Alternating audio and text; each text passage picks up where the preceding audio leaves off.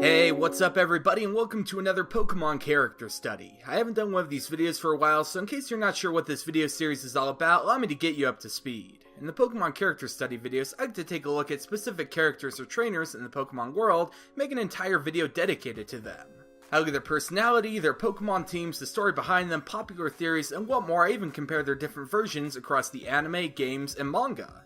There's tons of videos out there that focus on the Pokemon themselves, which is awesome, but I feel that many of the trainers in the Poke world are pretty interesting too, which is why I was inspired to start this video series last year. I mean, nobody would ever give someone like Riley or Mr. Fuji a second glance, so hopefully these videos can help highlight the often overlooked human characters that exist. It's kind of ironic that I mentioned smaller and overlooked characters, because the character study today is going to be focusing on one of the major rival characters out there. Whether you call him Silver, Douche, or slightly female-looking red-haired kid, today we're going to be talking about the rival from Pokemon's second generation. Let's kick things off with the game version. Silver appears in only the Generation 2 games, Gold, Silver, and Crystal, as well as their Gen 4 remakes, Heart Gold and Soul Silver. He also makes a small appearance as the ultimate trainer you can battle in Pokemon Stadium 2, where he uses a lot of insane Pokemon, but I'm not going to be talking too much about that, because there's a ton of info of him in the mainline games I want to go over first. He has long, sort of feminine red hair and wears dark blue clothing with red highlights. If he looks sort of intimidating or kind of like a jerk, then that's for good reason, as he acts as the player's rival throughout the games. Before we talk about his whole life story though, let's quickly address the topic of his name. In the title of this video, and even in the intro, I call this guy Silver, but if you can believe it, this character doesn't actually have an official name, as far as the video games go at least. Just like the rival of the original games, you were allowed to name this character. Unlike the Gen 1 rival, however, the Generation 2 rival never received an official name later on. In fact, in Gen 4, when the player character of the remakes got an official name, the rival still went on nameless. So what's the deal here? Why do people call him Silver? Well, when picking a name for him, if you were able to refrain from naming him something inappropriate and just left his name blank, it would default to certain names based on what you were playing. If you're playing Heart Gold, his name would become Soul Silver it would become Heart, Silver it would become Gold, and of course, if you're playing Pokemon Gold or Crystal and left his name blank, it would become Silver. As you're probably aware, Silver was the name that stuck and proceeded to be his quote-unquote official name. Why that name stuck and not one of his other default names is anybody's guess. Maybe it's because more games defaulted to the name Silver, or perhaps it was influenced by one of the manga versions of this character whose official name is actually Silver. Either way, Silver's what everybody calls him, and until he has an official name, which probably is never going to happen, I'll call him that too. Let's briefly go over Silver's story in the main series games now. Keep in mind that unless otherwise specified, the events that I'm going to be talking about are in both the original games and the remakes. There's only a couple times that Silver's story was changed or added onto between the two generations, and I'll address those moments when they come up. Overall, his actions and character are almost identical between all the games he's been in, so let's jump right in and take a brief look at the story of one of my favorite characters in all of Pokemon. The first time we see Silver is outside of Professor M's laboratory, where you see him peering inside. When the player confronts him, he brushes them off with a hostile attitude, going so far as to physically shove the player back. You better get used to his abrasive attitude right now, because he's like this almost the whole game. After the player visits Mr. Pokemon on Route 30 and is returning back to New Barktown on request from Professor Elm, they bump into Silver in Cherry Grove City, who challenges them to a battle. During the battle, it's shown that Silver has stolen one of Professor Elm's starter Pokemon, which is always the one that is super effective against whichever the player picked. Once beaten, Silver gives us a small glimpse at his goals by saying that he wants to be the world's greatest Pokemon trainer. At this point, Silver and the player part ways, and Silver travels to the Sprout Tower in Violet City, where he defeats the top stage of the building. The player arrives right before Silver is about to exit, and Silver finally shares a little bit more of his inner thoughts with everybody. He says that he only cares about strength and strong Pokemon, and doesn't care at all about being nice to Pokemon, or at ones that are weak. This gives us great insight into Silver's personality. Almost every encounter you have with him in the game, he has this type of attitude, where he wants to become more powerful but neglects his Pokemon and even people around him because of it. His views of strength and power are based purely on the physical aspect of it, and he doesn't recognize that being friendly and forming a bond with his Pokemon is another equally important side of strength. His rivalry with the player character is even formed because he doesn't understand how the player keeps beating him, even though he has what he considers to be the strongest Pokemon. After leaving Sprout Tower, Silver then travels south, where he runs into the player character yet again, this time in Azalea Town. Silver's been doing a little bit of training, it seems like, and has two new Pokemon on his team, a Ghastly and a Zubat, as well as the mid-evolution of his starter. Apparently Silver is a little bit out of the know and asks the player if it's true that Team Rocket is returning from their absence. Once beaten in a battle, we learn more about Silver's hatred when he says that he hates the weak in general, whether it be Pokemon, trainers, Team Rocket, it doesn't matter who or what it is to him. He wants to become the strongest and greatest trainer just to wipe out all of the weak. There's a couple interesting things to note about what he says here. The first is that his dialogue is actually changed between the original games and the remakes. In the original games, he says that he wants to be strong to wipe out the weak, while in the remakes, the line about wiping out the weak is completely removed. It's unknown as to why this was changed, but I imagine it was to make him sound a little bit less intense. I mean, wanting to get strong to wipe out all of the weak people in Pokemon sounds a little bit insane. The second thing I find really interesting about what he says here is that he calls out Team Rocket by name, saying that they act big and strong as a group, but separated they're weak. He pulls no punches in saying that he actively hates Team Rocket and warns the player to stay out of his way. It seems like there might be a little bit more to his hatred of weakness in Team Rocket than he lets on, but we'll talk about that a little bit later on. The next time we see Silver is at the Burn Tower in Ecruteak City, where he says that he's traveled there looking to capture the legendary Pokemon that resides inside. He has a brand new Pokemon on his team, Magnemite, and has a whole lot of confidence that he can win. Spoiler alert, he does not. After departing Ecruteak, Silver would then travel to Olivine City to try and challenge the gym leader. It's never explicitly stated in either of the generations that he's battling the gym leaders, but when the player arrives in Olivine City, they run into him coming out of the gym, where he mentions that the gym leader isn't there. This leads me to speculate that he's also challenging gym leaders alongside the player. While you don't battle him in Olivine City, I always felt the urge to fight him because he talks about how the gym leader is taking care of a sick Pokemon and how sick Pokemon are worthless, and if a Pokemon can't battle, it should just be let go. Silver is literally the meanest rival ever.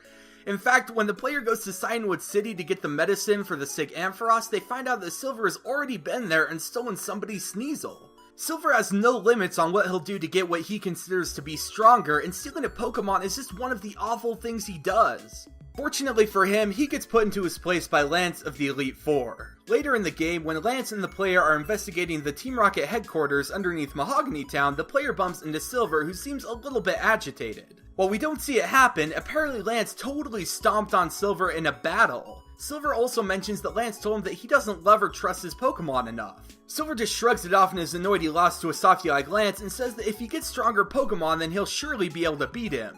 Silver is clearly still thinking about strength in the same way as the beginning of the game, and even after being beaten and given advice by one of the strongest trainers of the region, he's still believing in his misguided philosophy.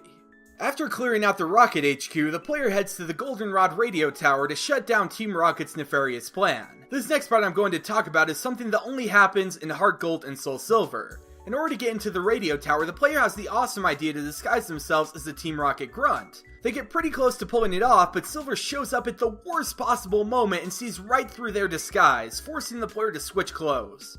Once the player reverts back to normal adventure wear, Silver berates the player for their plan, saying that trying to be sneaky is a typical idea of the meek. He decides to let the player handle Team Rocket on their own and says that while they're doing that, he wants to go challenge and defeat Lance. The player then makes their way to the Goldenrod Tunnel to try and gain access to the top of the radio tower, when lo and behold they meet a very familiar face yet again. As it turns out, Silver actually lied about going to go fight Lance in order to hopefully trick the player into leading him to Lance. I guess he forgot all about what he said earlier, that being sneaky and tricking people was a sign of weakness, because that's literally what he just does. It's at this point that both generations of the game's events start to match up again, and Silver challenges the player to a battle. His team consists of all his previous Pokemon, except that he's using his stolen Sneasel, his Zubat has evolved into a Golbat, his Ghastly has evolved into a Haunter, and his starter Pokemon has fully evolved, except for some reason, if he has a Quilava, it still hasn't fully evolved yet. Upon defeat, Silver sounds exhausted, and I honestly start to feel a little bit bad for him. He says, and I quote, "I don't understand. Is what that Lance guy said true? That I don't treat Pokemon properly? Love, trust, are they really what I lack? Are they keeping me from winning? I just don't understand. But it's not going to end here. Not now. Not because of this. I won't give up my dream of becoming the world's best Pokemon trainer." It seems that Silver is finally starting to grasp what it is he lacks as a trainer, and at this point he also starts to recognize the player as having true strength. In a scene that was added to Heart Gold and Soul Silver, when the player is back in Ecruteak City about to fight the Kimono Girls, they run into Silver as he is leaving. Silver acknowledges that the player beat Team Rocket and says that he doesn't want to go back into where the Kimono Girls are because he doesn't want to see the player beat them. After his defeat at the hands of the Kimono Girls in Heart Gold and Soul Silver, or after being beaten in the Goldenrod Tunnel by the player in Gold, Silver, and Crystal, Silver would then head to Victory Road, presumably to train his Pokemon. He encounters the player while they're on their way to the Elite Four and challenges them to a battle. He has a full team now consisting of his fully evolved starter, a Golbat, a Magneton, his Haunter, a Sneasel, and a newly caught Kadabra to get his team up to 6. The battle is hard fought, but in the end the player overcomes him. It's now that Silver openly admits to his defeat and vows to become stronger. He wants to further understand Lance's words to him and aims to grasp why he can't win and what he's doing wrong. You then meet up with him much later on in Mount Moon of the Kanto region. He openly admits to the player's strength, but says that he can't help but challenge you. His team is the exact same one that he used in Victory Road, except this time his Pokemon are higher levels, his Kadabra and Haunter have both evolved. Upon defeat this time, he admits that the player won fair and square, but he still has frustration that he keeps losing. In Heart Gold and Soul Silver, he says that he senses his Pokemon getting stronger. In order to train them to the max, he decides to visit the Dragon's Den. If the player in Heart Gold and Soul Silver decides to go to the Dragon's Den at this point, they can actually talk to Silver outside of the building, who reveals that the master of the den won't train him, so he decides to train on his own. Lance and Claire show up, and Silver, having wanted to have a rematch with Lance for a while now, challenges him to a battle. Lance accepts, but decides to turn this one-on-one battle into a multi-battle, and calls to the player to be on his team. When Silver is supposed to be paired up with Claire, he refuses, dissing her weird costume and instead pairing up with the player to take on Lance and Claire in a double battle. In the battle, Silver only uses 3 Pokemon, his fully evolved starter, his Gengar, and interestingly enough his Golbat, which has now evolved into a Crobat. Him having a Crobat might seem trivial, but it really speaks wonders about how Silver has personally progressed. Golbat only evolves into Crobat through friendship, and the fact that Silver has one at this point proves how much he has grown and changed as a trainer.